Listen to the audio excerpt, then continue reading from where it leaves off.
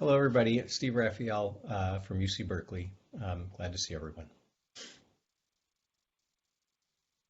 And good morning, folks. David Swing, representing the California Police Chiefs Association, and good to be here. And when we're ready, I'll introduce our newest board member here shortly after Dr. Kajavi. Thank you, Chief Swing. So I'm Lily Kajavi, board member and professor at Loyola Marymount University. Great to see robust turnout for this meeting. Likewise, thank you. We've had a change in one of our board members, and one of our newest board members has already jumped in to the Stop Data Committee. Glad to see him here. Edgar Hampton Jr. is serving as the representative of the Police Officers Research Association of California, known as PORAC. He was recently elected to the PORAC Board of Directors. Congratulations, sir, on your recent election to the board. Thank you. Representing more than 66,000 public officers. He's currently serving as a police officer with the Anaheim Police Department. The virtual background didn't give that away at all, sir. Edgar began his career with the San Diego Sheriff's Department in '97, where he served for 8 years. Prior to that, he served for 8 years in the U.S. Navy. Thank you, sir, for your service. Thank you. Edgar transferred to the Anaheim Police Department after 5 years of service with the San Diego Sheriff's Office.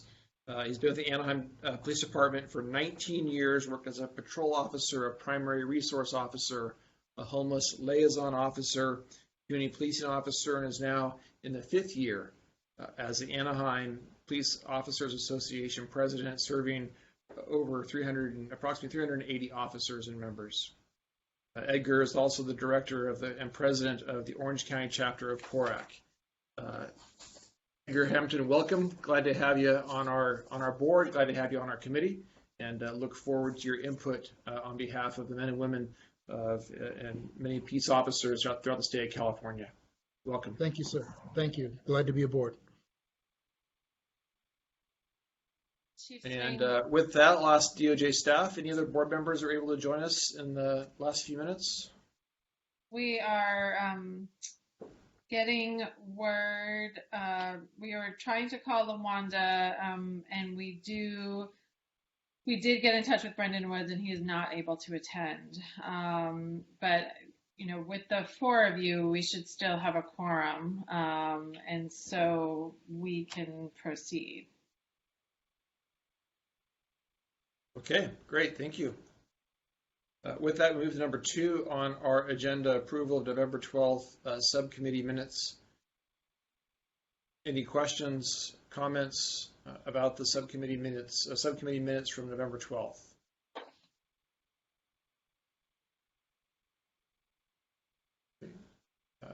Hearing none, we'll entertain a motion to approve the minutes. Can I move or second the motion? I'll second the motion. Okay. So Dr. Kajavi moved, and Dr. Raphael seconded, and if that any discussion about the minutes, we'll take a vote. All those in favor? Aye. Any opposed? Any abstentions? Nope. Great. Okay, move on to number 3 on our agenda, discussion of report-specific research topics. At this point, we'll turn it over to DOJ staff to provide information on this topic. Evan, do you all want to go first with a quick presentation on the dashboard, or would you like us to proceed with the other sections first? Hi, Allison. I think that going over the dashboards first would probably be least disruptive to the conversations that occurred thereafter about the report content. So in advance, I apologize. It was an oversight on my part. I did not think to add this as an agenda item, but we just wanted to take a brief few minutes to kind of go over some updates and additional dashboards that the department's been working on in creating through use of the RIPA data. And so I'm going to turn it over to another Research Center staff member, Tiana Osborne-Gauthier, who created a lot of these dashboards. But just because this isn't an agendized item, We're trying to be mindful of time dedicated to this presentation, and so if board members have questions or comments about that, if you wouldn't mind like maybe commenting those over or just shooting those over in an email, and then we can respond to them that way. That way we don't have to dedicate too much of the time that was allocated to discussion of your report to discussion of this dashboard, but we just wanted to make you all aware of some progress that's been made so that you can keep that in mind during your discussion later. So with that, I'll turn it over to Tiana, who's going to present on the dashboards.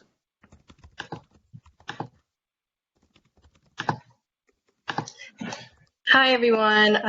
My name is Tiana Osborne Gauthier. Like Kevin said, I'm a data analyst with the Department of Justice Research Center. Can you all see my screen? Yes. Yes. So I just wanted to do a brief presentation on going over the dashboards that the Department of Justice has put together covering the RIPA stop data. So you can access the dashboards by going to openjustice.doj.ca.gov, and then you'll hover over the Data Exploration tab. Here we have 3 dashboards available. We have the How to Stop Unfold dashboard, which is the main RIPA dashboard. We have a dashboard that's on stops of students, the RIPA K-12 public schools stop data dashboard, and then one dashboard that specifically covers search and discovery rates. So I'll just start with the main dashboard. So the main dashboard, again, is How to Stop Unfold. This dashboard was released January 1, 2020 with the original report covering the 2018 data. So we just provided an update with the 2019 data. You'll see here at the top, we added this new element where you can click on these 2 tabs and you can tab back and forth between the 2019 data and the 2018 data. I'll just be going over the 2019 data. We made a few changes based on some feedback that we received. So for those who aren't familiar with the dashboard can be filtered by hovering over these filters we have throughout. So you can filter the dashboard by agency just by clicking the drop down and selecting an agency. Not much has changed from the top. We just have the breakdown of where stops occurred, and then we added in all of the new agencies. The When Did Stops Occur section, this one has just been expanded to include all 12 months, January through December. Originally, it just included the first 6 months of data, so now we have 12 months of data. When you get into the person level demographics, you can organize the data so that it can be viewed by all, like the 6 different identity groups. So it defaults to race and ethnicity, but if you click the drop down, just like the filter, you can choose between whatever identity group you're interested in looking at. And again, you can filter all the information by agency. One of the main changes that we made based on some of the feedback was how we organize some of the outcome sections. So originally, sections were organized so that this far left column was the identity group, so Asian, Black, Hispanic, and then this inner left column, or the middle column, was the outcome. We've flipped these two to make it easier for users to make comparisons across the identity groups. So the outcome is now, it's now grouped by outcome and broken down by identity group. And we made this change for all the graphics that look like this. The next major change that we made is that we broke down the actions taken section into 2 main sections. So we have one section that focuses on the action rate. So this is whether or not the person had 1 or more actions taken towards them or not. And the second aspect of this specifically focuses on the smaller subset of those who had actions taken toward them. What were the actions taken? So that way these numbers are a little bit more meaningful. Before they would be very small, like 0.0%. So we just wanted to try to expand this based on feedback. And then again, at the end of the dashboard, it's just the result of stop, which has just been changed on how it's grouped. So grouped by the outcome, broken down by the identity group. So as you can see here, that searches of people is one of the most common stop actions taken. So we made a dashboard that specifically focuses on stops of searched individuals. This is the RIPA search discovery rates and stop outcomes dashboard. It was released very late in 2020, about October 2020, so it's still relatively new and you may not have seen it. So we just provided a data update, and it still has the 2018 data as well. It's organized pretty similarly to the main RIPA dashboard. The main difference is that this dashboard focuses solely on individuals who are searched. So you'll see this is just a smaller subset of the data. And you can filter by agency, and you can choose to break down the visuals by the different identity groups. And so we just have a breakdown of the search rates. So this dashboard is really designed to just complement the analysis in the report that focuses on like the search and discovery rates. So we just wanted to expand on some of those aspects a little bit more. We included totals at the bottom so that you can see overall how many people have these different actions taken towards them. Another main comment we received about the report and just the previous version of the dashboards is having more information on basis for search. So we've included graphics that break down these items by the bases for search. So you have a breakdown of basis for search by the identity groups.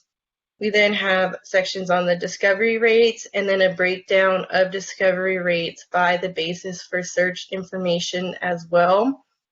And then going on, we just include some information on the types of contraband or evidence found. And then we have the result of stop graphic. You can filter by agency, and for this graphic only, you also can filter by whether or not the individual had contraband or evidence found, or if they did not have contraband or evidence found, so that way you can analyze the results of stop by all individuals who were searched. And then the third dashboard that we have is a dashboard that focuses on stops of students. So we know some individuals of the board and of the public might be interested in just looking at student stops. So this dashboard focuses on those individuals who meet the criteria for 1, being stopped on a K-12 campus, and 2, if the officer indicated that this was a stop of a student. It mirrors the main RIPA dashboard. It is a very small subset of data, so at this time we just provide very limited information, but our hope is that as more agencies who are dedicated toward collecting data on student stops, whether they're the officers who are at the schools or just agencies that are more affiliated with schools, some of the smaller agencies, that will begin to expand on this dashboard more when we have more agencies collecting and submitting this data. So we just have a breakdown of demographics, which you can change, again, using the drop-down, reason for stop breakdown, the action rate, which is, again, how many had actions taken towards them versus not, breakdown of the actions taken during stop, and the result of stop. And then across all of the dashboards, we also included an option for individuals to download some of the dashboards. So if you just want a quick screenshot of some of the elements in the dashboard, you would just select the download option, and then you can select, we recommend just selecting PDF, or you can select an image just based on what you would like. At this time, the dashboards do kind of try to force themselves to fit on one page, so you might have to zoom in a little bit to be able to read what it says, but right now that's just the limitation of Tableau. So those are the 3 dashboards that we have created for you. If you have any questions or suggestions on these dashboards, you can email us at the AB953 email and provide your comments and suggestions there. And we thank you for taking the time to provide comments and feedback that have helped us improve our dashboards, and we look forward to hearing from you in regards to your future suggestions. Thank you. Thanks, Tiana. So, again, that was just an update on the dashboard, so we don't want to take up too. Oh, yeah. Can I jump in for a second? Mhm. Well, while this is fresh in our minds and fresh on our screens, is it possible for us to take 5 minutes and just to provide some comment and thoughts on our initial kind of perceptions and what we're seeing on the screen? Allison? Yeah, I think we can do that. I mean, we just have the overall hour and a half to do this plus talk about what's in the report. So it's just a balance between, the time spent on this and that. But yes, I think we can, if that's what you all want, we can definitely take a few minutes to talk about the dashboard, since I know some of this presentation came from board members talking last time about the type of data that's available to board members and to the public. And so, I think we can do that for a few minutes. Okay. I'll open the floor up to my colleagues on the board. Any questions or comments that you have? If I'm to understand it correctly, the data has been gathered based on the size of the agency, the same way the original RIPA data was collected, right? Is that correct? Yeah, so these dashboards just display the RIPA data that we use for the reports analyses as well. So it's sitting on top of the same exact data. So the same agencies that reported for the purpose of us creating the RIPA board report, those will be the agencies that are reflected in these dashboards. Okay. Thank you. Hey everyone, the dashboard looks very nice and very usable. I had just a quick technical question. I think it'll be more of an issue as more agencies come online. Is there any minimum number of stops size in the cells that, or a restriction that you have to impose to present a pattern? And I was just wondering if you've given that thought to protect confidentiality, or to have some sense of precision when an average is being presented. Yeah, so all of the graphics currently are raw frequency distribution, so just counts of the number of cases that meet that criteria.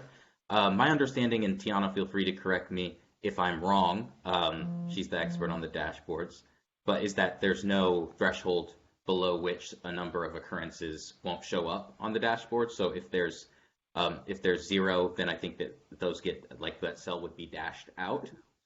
But if there's 1, if you hover over that cell, it'll still show that this is one case, because there's functionalities where if you hover over the different data elements, like a bar on the graphs, it'll actually pop out more information. Those are called tooltips, and they pop up and will actually show you the number of cases that it's showing information for. So if there's a low number of cases, if you go to hover over that graphic for that group, like say you're looking at a graphic and you're looking at the number of cases for some outcome for Native individuals perceived as to be Native American, you can see the number of individuals that actually have that outcome. And if it's a low number, you'll be able to see from there. But we don't actually filter any out. There's no settings currently that would basically filter out results based on low numbers of occurrences.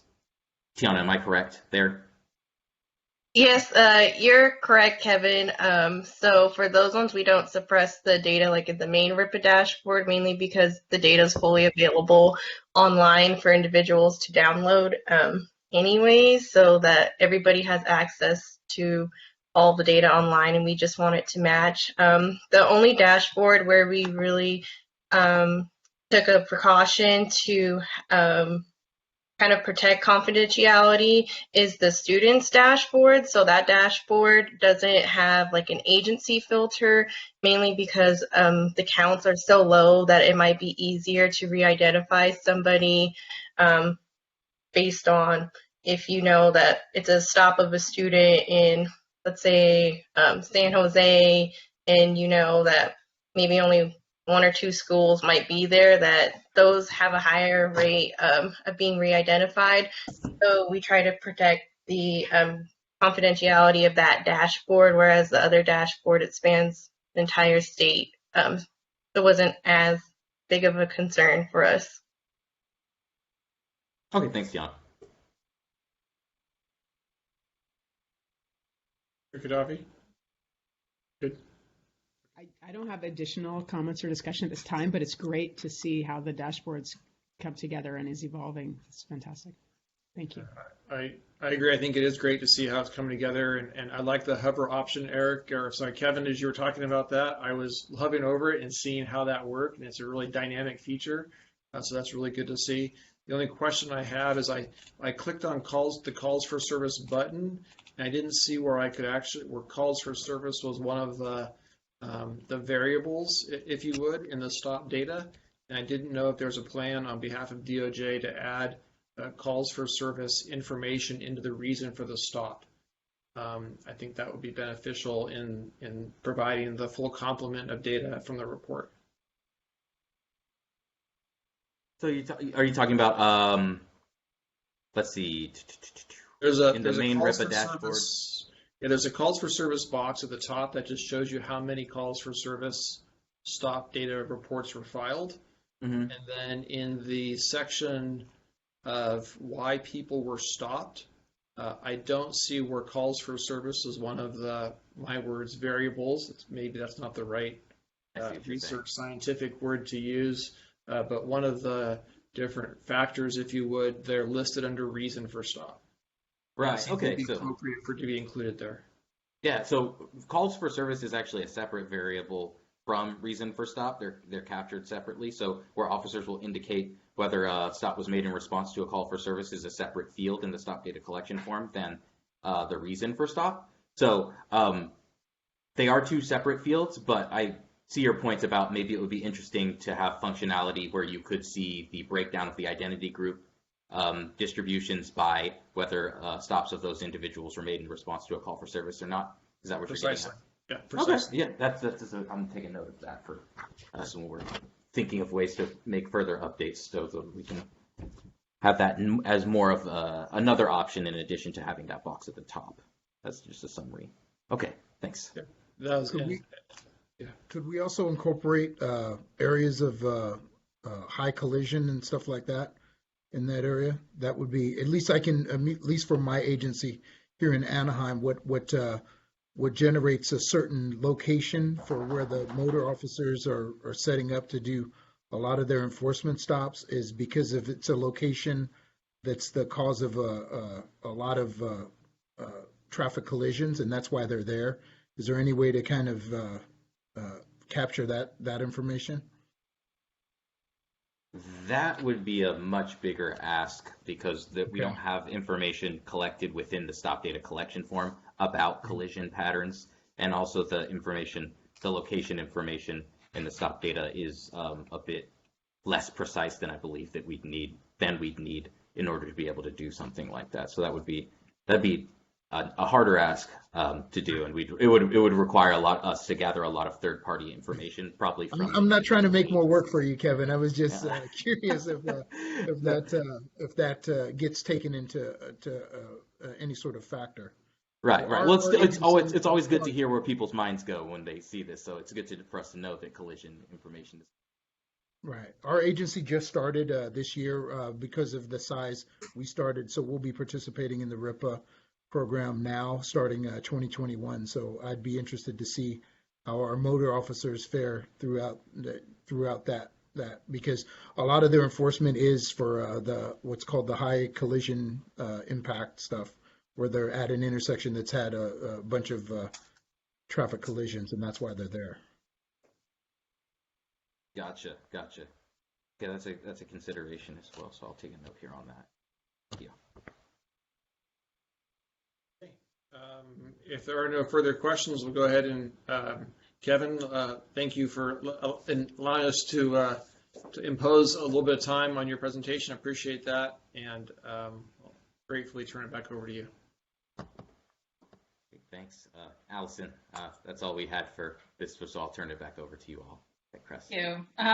So I'm not going to talk for very long. I just wanted to give the overview that we want to use this time to talk with the subcommittee about what you all want to look at in this report, with keeping in mind that some of the research specific topics that we've done in the past are not ones that we're going to repeat in every report.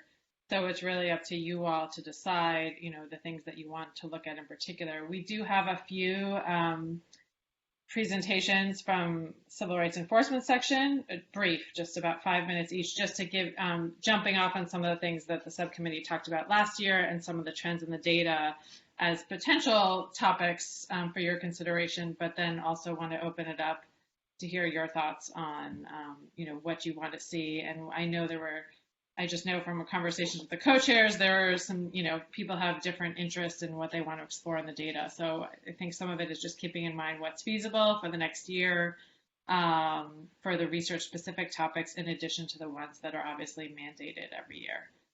So with that, I will turn it briefly to Kendall to talk a little bit about consent and supervision, stops and searches, since that's a topic that we started talking about last year and may now have the opportunity to go more in depth on. Hi, and good afternoon, everyone. My name is Kendall Mickelquaid. I'm an attorney with the Civil Rights Enforcement section. So just wanted to review a few things with folks regarding supervision searches as well as consent searches. That was something we started to explore last year in the data. And give me just a moment. I'm going to share my screen. Can you see the presentation? Yes, but if there's a way, Kendall, that you're able to zoom it in a little bit, that might make it easier. There we go. Oh, that's a little bit too much. I apologize. I'm also figuring out technology this year.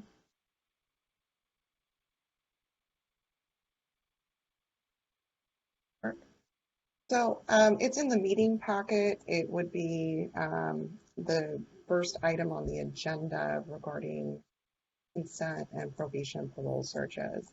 Unfortunately, I cannot figure out the Zoom. So I'm just going to go ahead and talk through it.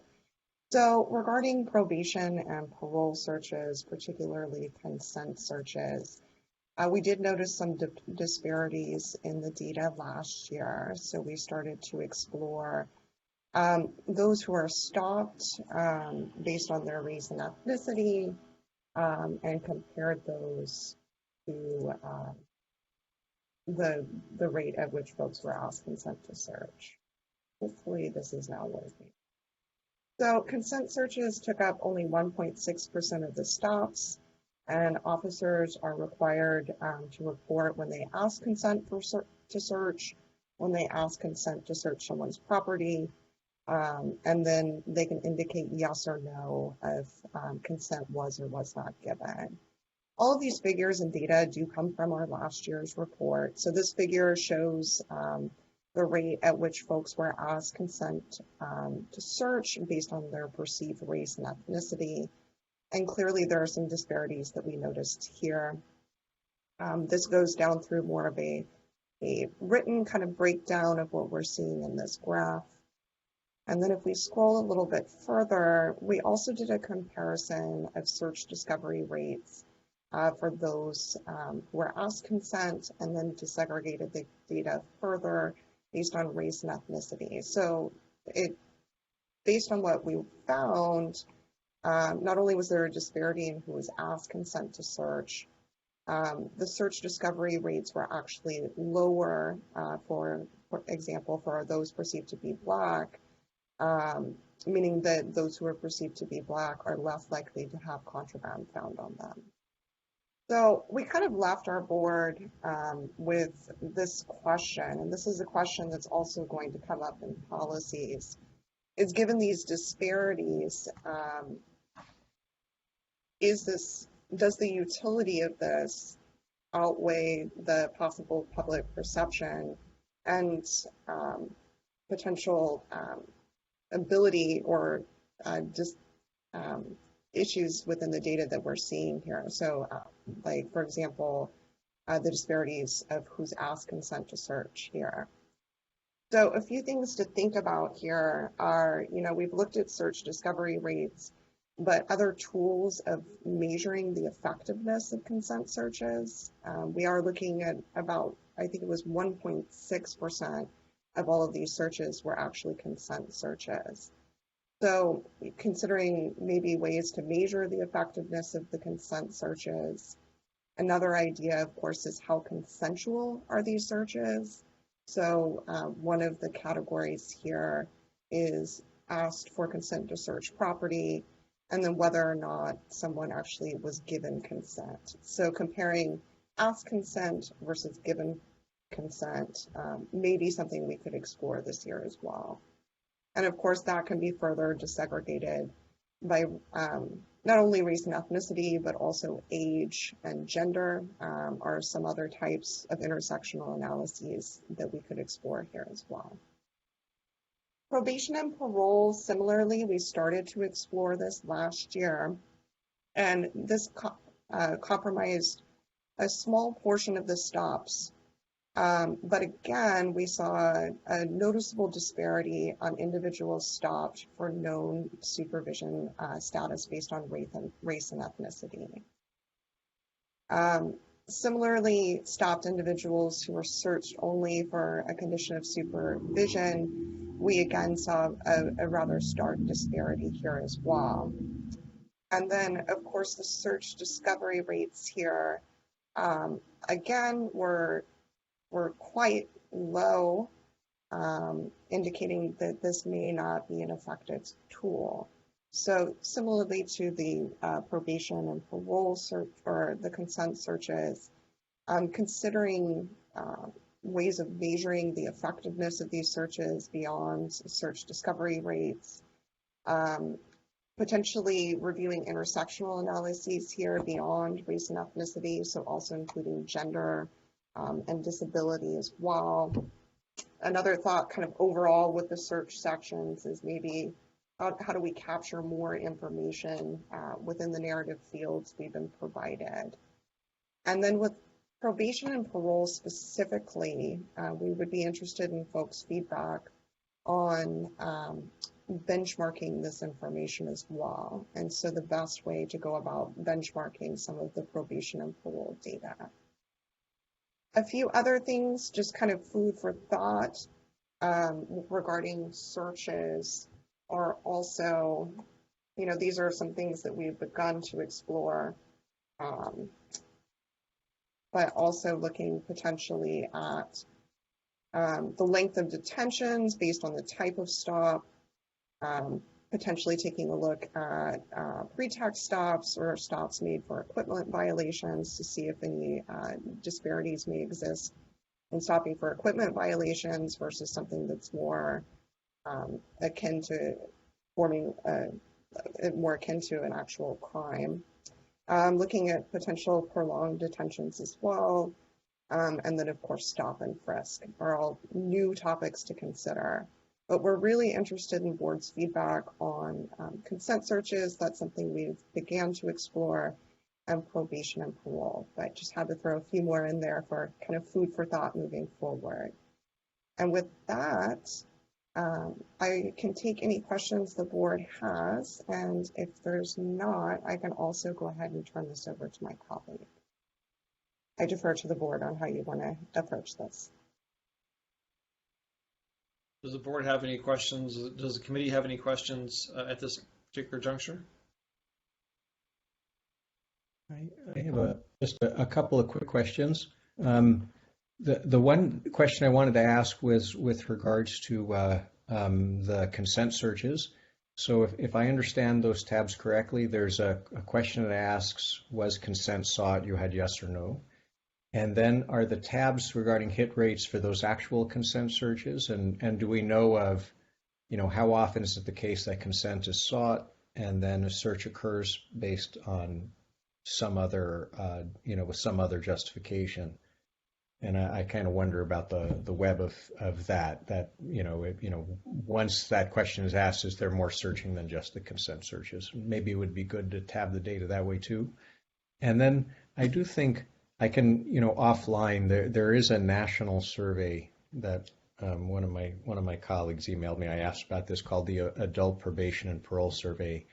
that I think allows you to, figure out who is in community corrections in California and maybe generate a benchmark. So that might provide a source. Thank you. That would be wonderful.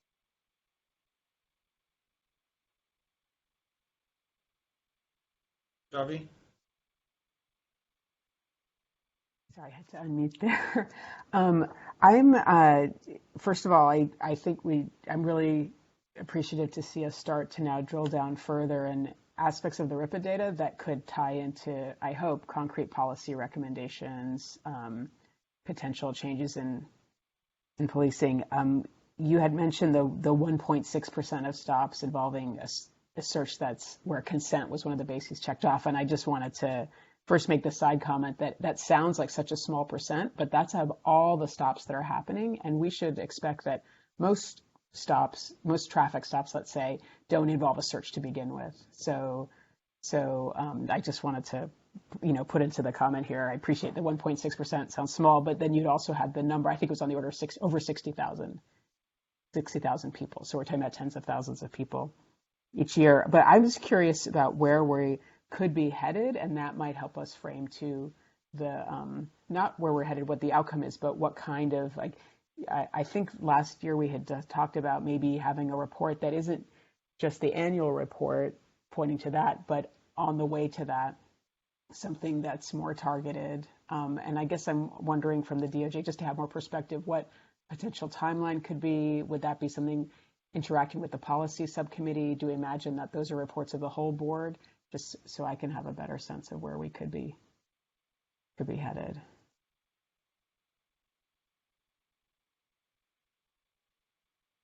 Hi, this is Allison, for those who can't see me. So, I think we would still have to talk if the board did have an interest in some sort of interim or special reports. I mean, so one of our ideas was to potentially have the RIPA report, as it is, but also have certain sections that are, the stop data containing the data, but then maybe focus sections as part of the larger report, but having certain things that could potentially be, here's all the data that we're mandated to report on that the board is mandated to report on, but then here's some focus sections that maybe take the data and drill down on it, and, in a way that similar to what Kendall is saying, and maybe come up with some recommendations that could be. So it could be, and we'll talk about some of these things also in policy. So it may end up becoming a policy recommendation.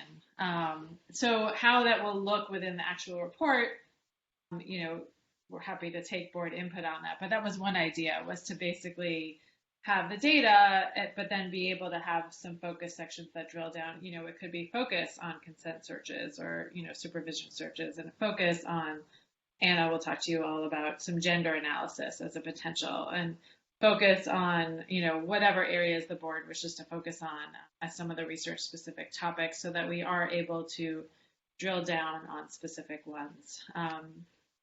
In terms of having something separate and independent from the report, that becomes a harder conversation, even just in terms of logistics within, figuring out the drafting and the subcommittees, while still having to meet the mandate of the annual report. So certainly open to ideas and discussion on that. And we could also discuss it at, the full board meeting in April, but it just becomes somewhat challenging given the resources that we all have in terms of just being able to work on the annual report itself. And one of and we'll talk about this at the April meeting, but one of our goals this year, because we don't actually, the stop data is submitted by January 1st, but then they have until April 1st to do full submission and work out, fix any errors and troubleshoot any issues that come up. We don't actually get the stop data to begin analyzing it until sort of later until later in the spring or summer. So one thought too was that we could potentially focus on some of these focus topics this first half of the year, So then we can also spend more time in the second half of the year drilling down on some of the data issues. So that was another idea, to try to allow us to dig deeper in some of these while also, still basically throughout working on the report and getting the board's, direction on what to do with that. Yeah, that all makes a lot of sense. Thank you. Thank you, Allison. So I wanted to echo what Steve Raphael had said, that there may be some interplay between the different bases for the search, or finding a way to tab those. And in particular, during the presentation, we heard the mention of looking at pretextual or equipment violations, I'll say, stops based on equipment violation versus a moving violation. And well, it's the case in general that you see that those two types of stops don't demographically mirror each other, that they're disparities. And so therefore also looking at the search, and in particular when consent is the basis, or especially the only basis for a search, it might be useful to separate those two, as was suggested, those two types of violations. It's true that at this point we don't have, I think, a great way to separate out pedestrian and traffic stops globally, except if there is something indicated about it. If it's an equipment violation, okay, then there was some kind of equipment involved, and likewise a moving violation. Maybe that's a way to it might be that the what am I saying? The search rates for pedestrians are very different than they have been for drivers, at least historically in LAPD data, which was collected under consent decree a number of years ago. That was definitely the case. So this maybe all goes back to the comment about tabbing out or breaking up. I'll just say breaking up the pools of data we're looking at, drilling down a little bit more. Because even if the consent only searches are a small fraction of all stops, there still may be the data tells a story, and it may point to some patterns that then point a very direct line to policy recommendations.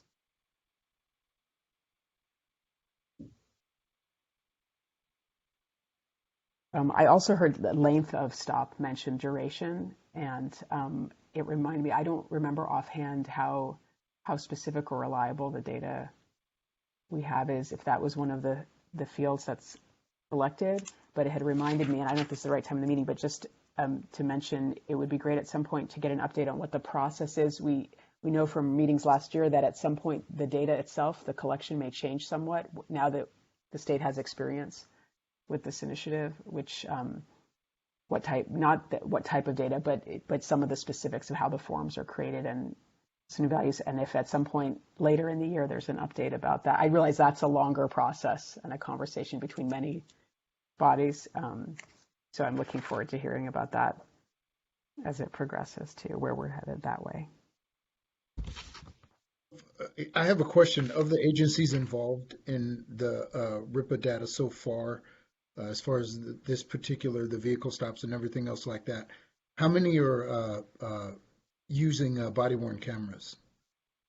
Because if you wanted to be able to kind of get it gauged, like the length of time, from my understanding, the metadata that's grabbed from those cameras would be able to, because every stop is generating some sort of number, whether it's a report number, whether it's an incident number, something like that.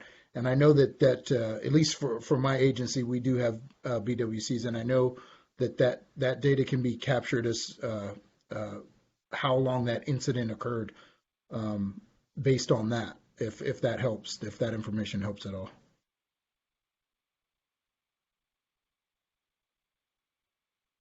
Hey, this is Kevin. I'm just going to jump in real quick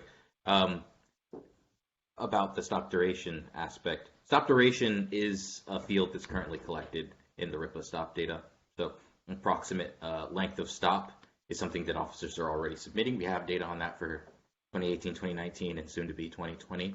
And so we can do analyses that kind of look at stop duration as an outcome or consider it as a contributing factor. So we already have that data in the RIPA data, so that's available to us as a resource as well in considering analyses. It's interesting. I'm sorry, go ahead. No, please go ahead. Well, I was just going to note that in response to Officer Hampton's comment, that last year there actually was an instance where I think the Inspector General of LAPD had used body-worn camera to compare against RIPA data. So I don't know how many of the agencies have body-worn cameras, but this issue has come up. And perhaps will come up in the future. I mean, maybe that's something to think about in a special report too. May I ask one more question of Kendall? I'm sorry.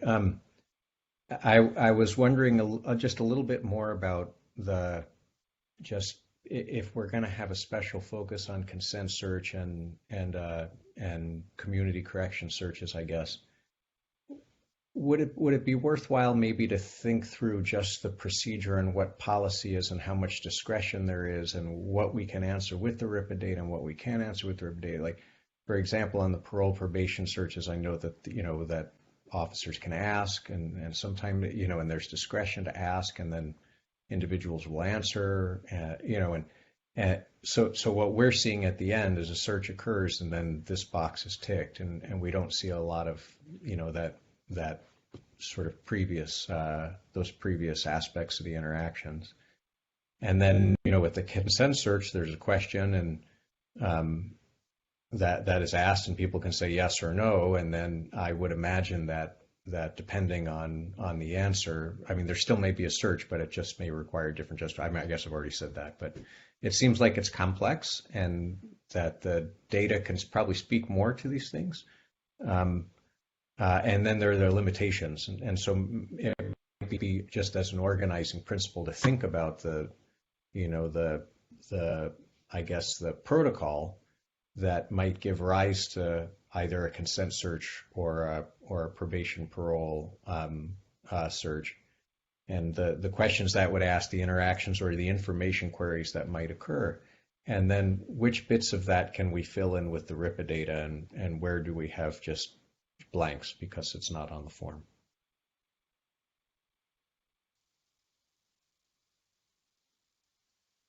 This is David Swing. Oh, I'm sorry, go ahead.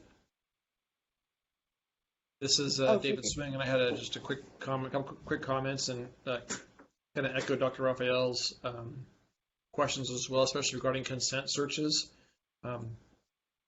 The document that we have speaks about asking if the officer asks for consent to search a person or property, and if the subject responded yes or no.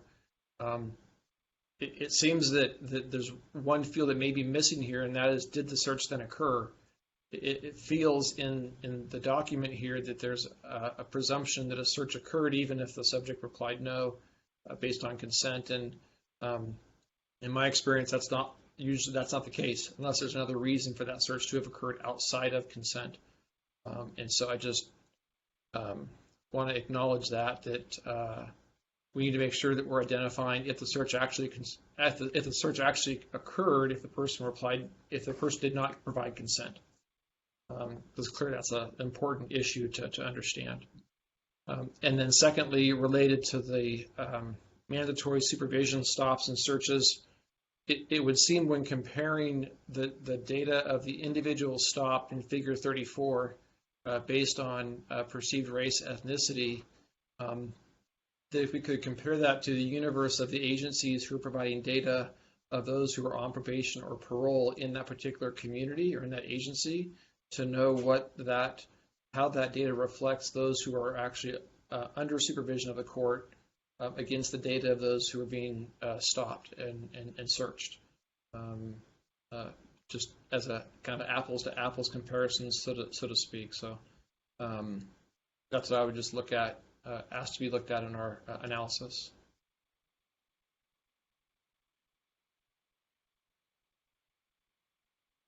I really appreciate everyone's feedback on this. I certainly agree. I think looking at the story or the experience of the person throughout that interaction, whether a search occurs or doesn't occur, or all of those events leading up to when a probation parole inquiry is made or when a consent search is made. And just wanted to touch on this a little bit. One of the reasons I did want to highlight in our data the percentage of stops is these may be areas of policy change that wouldn't drastically overhaul or take away, for example, tools regarding searches with officers. Similarly with probation and parole. So I really appreciate it, and I think this has given us a lot to work with, and always welcome feedback. I'm sure we'll be discussing this again soon. So thank you guys very much.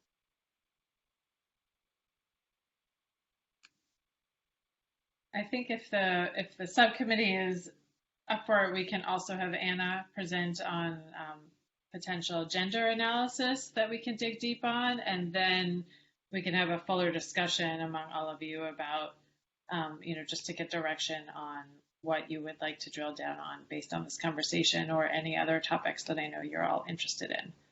So I will turn it over to Anna.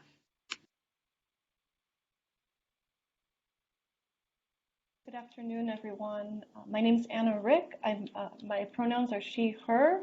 I'm an AGPA with the Civil Rights Enforcement section, and I'm going to share my screen. Oh dear. All right, let's try this. Thank you for your patience. It's not working as expected.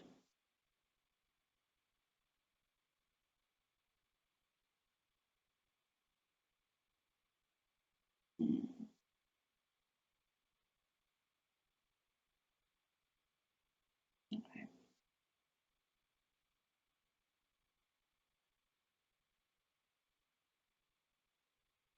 This is going to take a minute.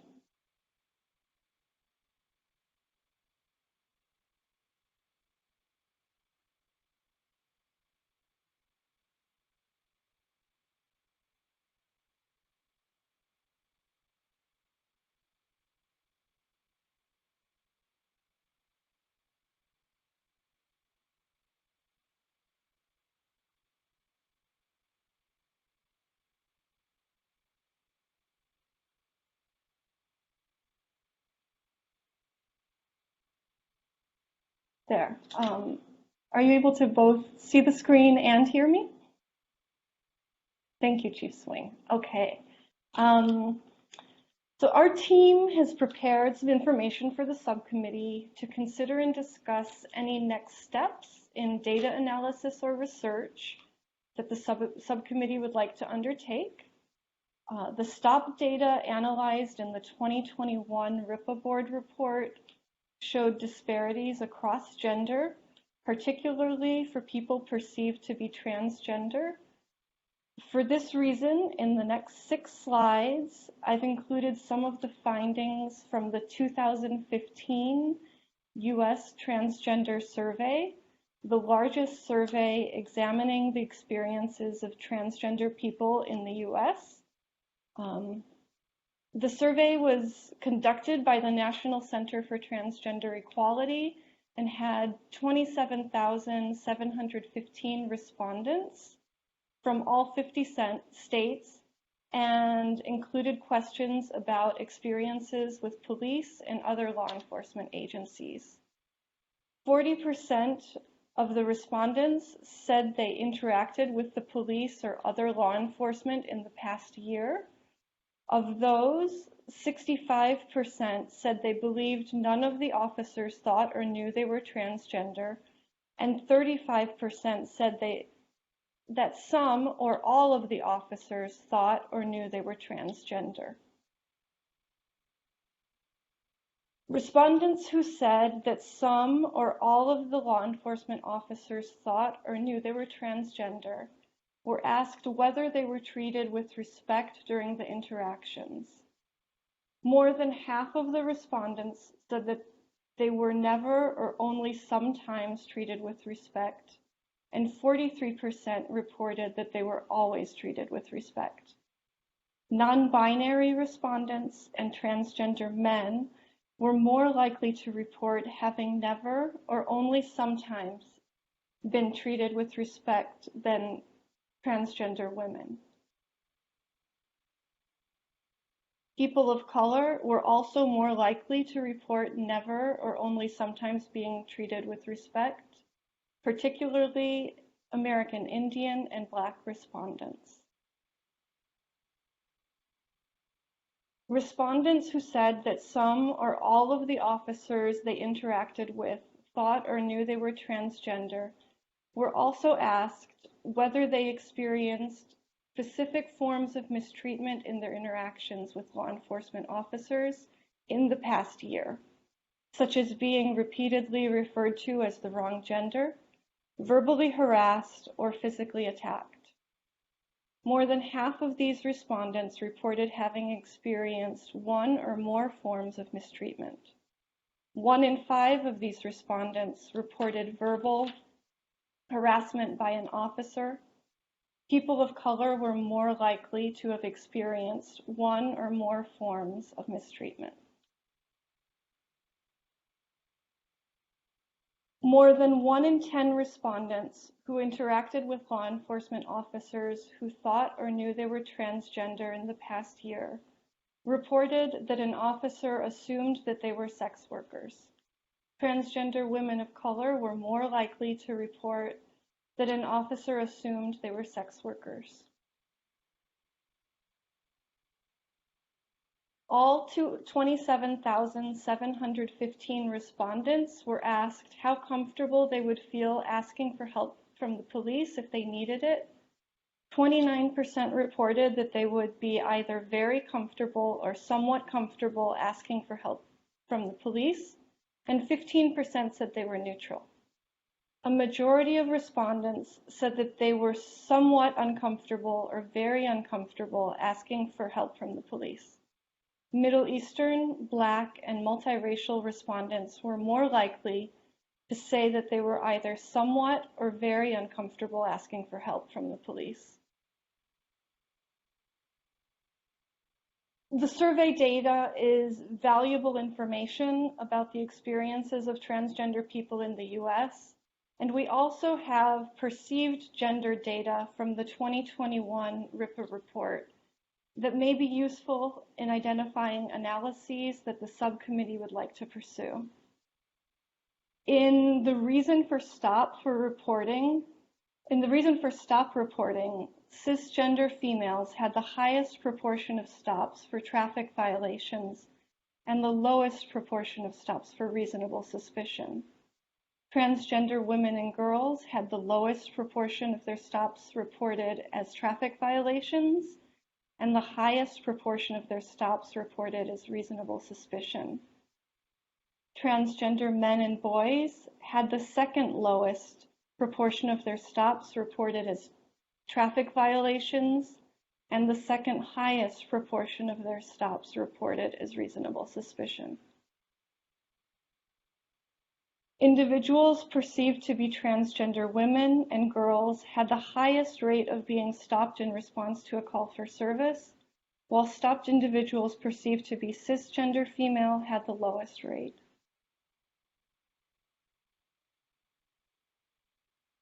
Stopped individuals perceived as transgender women and girls had the highest rate of being searched, detained on the curb or in a patrol car, and handcuffed. Individuals perceived as gender nonconforming had the highest rate of being removed from a vehicle by order. Stopped individuals perceived as cisgender females had the lowest rate for each of these actions.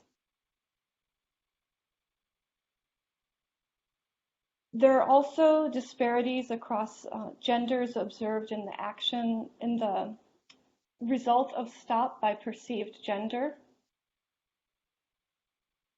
And I want to thank the subcommittee for considering this information and hope that it will support the discussion of any next steps or research that the committee would like to undertake.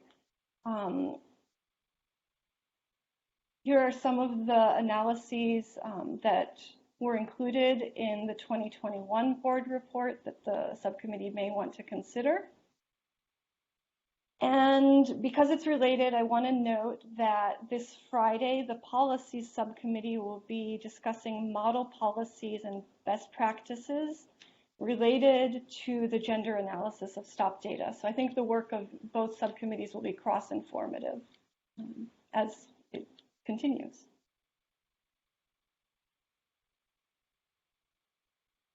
Thank you.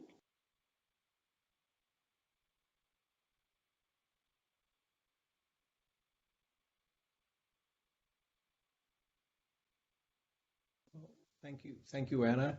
I'm trying to remember if in the last report, did we do the sort of standard suite of outcomes, so the hit rates and searches and all that in the last, was that included? Or did we not include that? Research Center can correct me if I'm not right here, but I do believe that there is our search rate, discovery rate data in the 2021 report by gender, perceived gender. So again, we have another potential topic for a sub-detailed analysis. That is obviously important.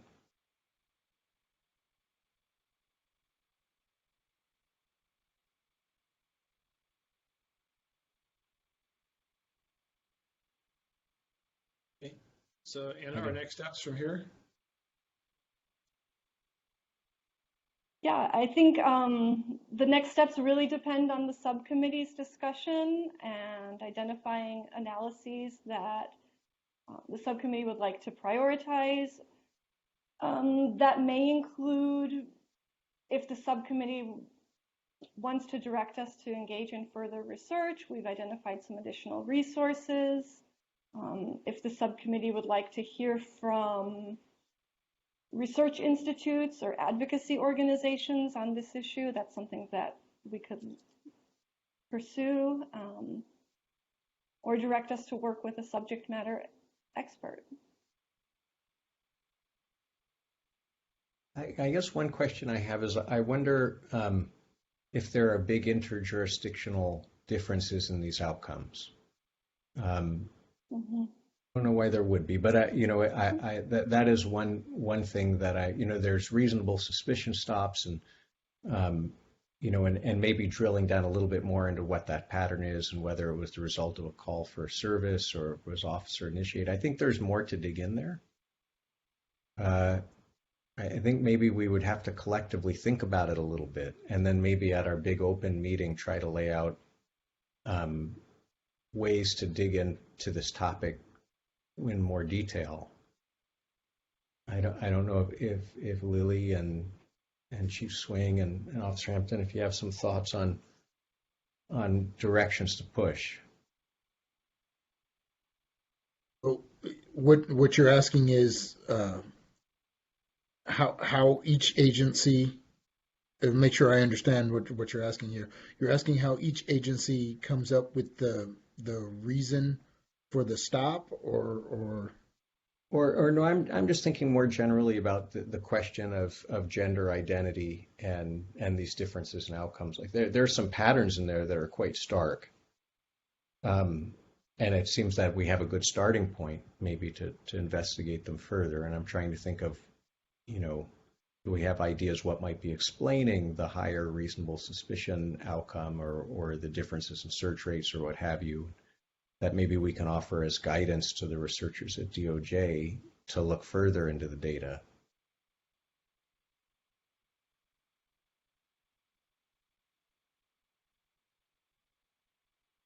Well, I think one thing is to improve on just the Post is doing a much better job of training us now as far as contact with either transgender, non-binary contacts and stuff like that. We just, I think that's a requirement now for Post. If I'm, correct me if I'm wrong, Chief Swing, but I believe that that's now mandated as far as mandatory training that comes off on Post. So I don't know how much of it can be a training issue where, especially with regards to misidentifying transgenders or things like that. I think you can teach people the proper way to handle that as opposed to just trying to let them figure it out on their own. But I'd be interested to see how that pans out, because I know, and it's been my experience. I mean, I've been a police officer for over 20 years now, and this is what, 2020, 2021, 2019, right around those times is where we really started tackling that issue, the transgender issue as far as contact and what's the expectation of an officer when he or she contacts somebody that's either transgender or non-binary or something like that. So I don't know. I'd be curious to hear any other suggestions.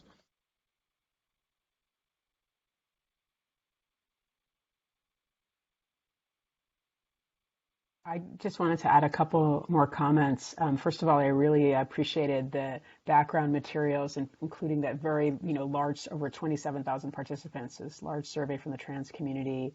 I think there were some other supplementary materials from the Williams Institute. And all of those come, are voices from the LGBTQ plus community. The RIPA data is all based on officer perception, and so it's valuable for us to also have voices from the folks who are self-identifying. I think in line with what Steve Raphael, I think, was pointing out earlier, it might make sense for us to take a category like reasonable suspicion and look more closely at what's happening in some of those stops, or separate out traffic and reasonable suspicion, and then looking with an eye again to search policy, for example, consent searches happening and so on. Earlier, Kendall Micklethwaite made the great point that if you have, for example, in the case of consent searches, if it's only 1.6% of stops, on the one hand, that can represent a large number of people. On the other hand, it's a small fraction of the policing that's happening, and so there's room for any improvements or changes that can be made in policy can have a profound effect on that small fraction of policing, but yet a really amplified effect for the people who are directly impacted. And so I think likewise, anything we can, observations that we make on this front could have potentially a really positive impact. We saw from the survey data that the trans community is not having as positive an experience with policing as folks in general may be. And so, pivoting back to the narrow question of looking at the data and what this committee can be doing, I think, yes, continuing to look in particular at subsets of the data and within the types of stops. So if reasonable suspicion was the basis for the stop, and this brings me back to trying to tease out the pedestrian stops, I think, from the traffic stops, we may see some strong patterns there, or disparities, I'll say. And again, reflecting back on LAPD data under the consent decree, even though there wasn't information about gender identity in a non-binary way, it's true that those types of stops had really different outcomes, pedestrian versus driver, let's say. And so I think having these subcategories, even as the data sets get smaller and there are fewer people in a category, we still may see some important trends that will then shine a light to policy recommendations.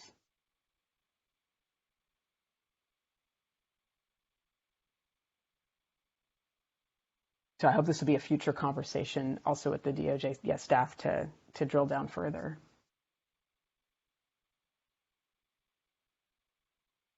I think those comments are very helpful. If there are any further comments or questions from the board, I also want to,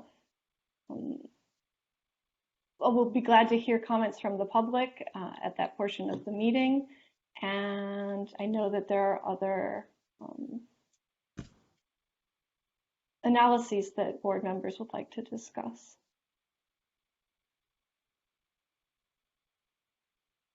I thought that was great, Anna. Thank you. I'm done. I don't have anything else to say.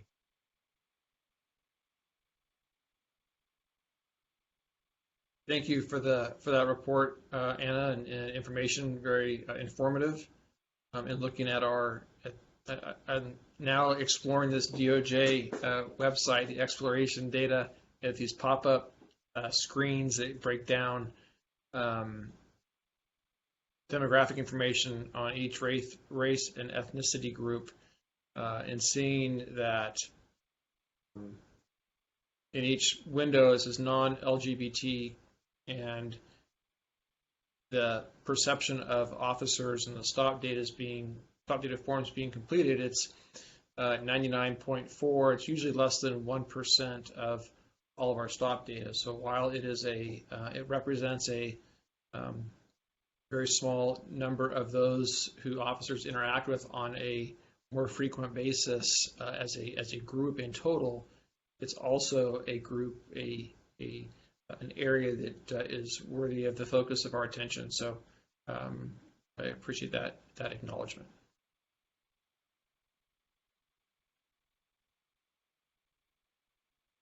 So with that, I think are we now at the point of kind of brainstorm and talking about the specific research topics for our next report?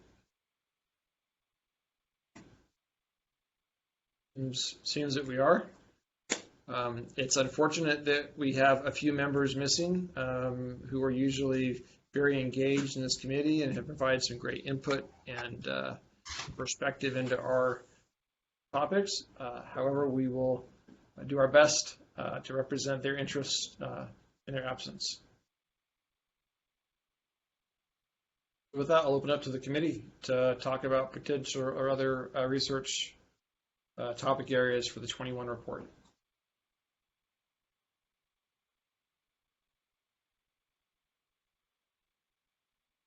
So I don't want to dominate, but I'll offer some thoughts. I thought the last report was quite rich, and we touched on a lot of things. But I did think there's some maybe where we can dig in a little deeper.